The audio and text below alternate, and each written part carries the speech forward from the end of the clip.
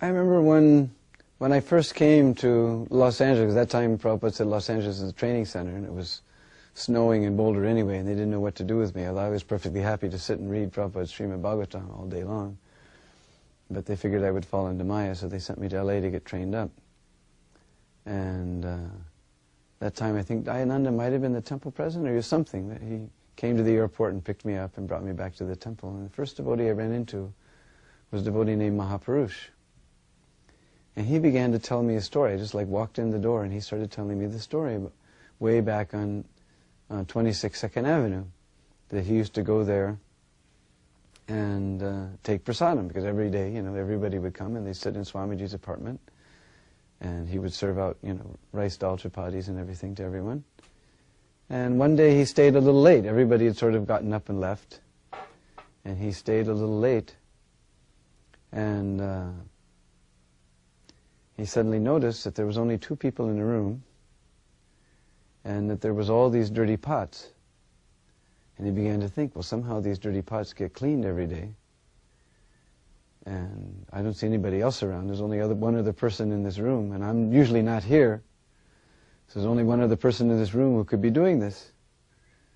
So he thought, wow, it's not proper, so he began to pick up the pots. At that moment, Prabhupada smiled, and he said, I was just praying to Krishna to please send someone to help me.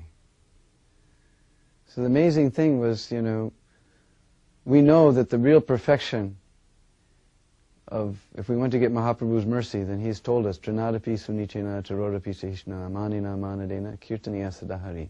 And nobody has realized the purport of that verse like Srila Prabhupada. Because he could have stayed in any Gaudiya mat. They all loved him. They knew that Abhay Babu sang sweet kirtans, he lectured wonderfully, he wrote wonderful articles. He could have stayed anywhere.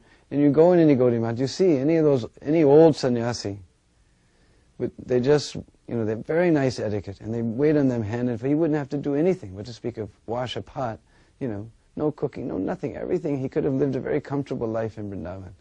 Instead, here he was washing the pots for these hippies. I mean, we were like the most degraded class of persons. And Prabhupada, he had realized the purport like nobody. I mean, we couldn't even begin to imagine. We couldn't even think of doing the same thing ourselves nowadays. But Prabhupada was cooking and he was cleaning up after people like us, just out of his, Prabhupada's humility and compassion is unparalleled. There's no one like Prabhupada, and there'll never be anyone like Prabhupada.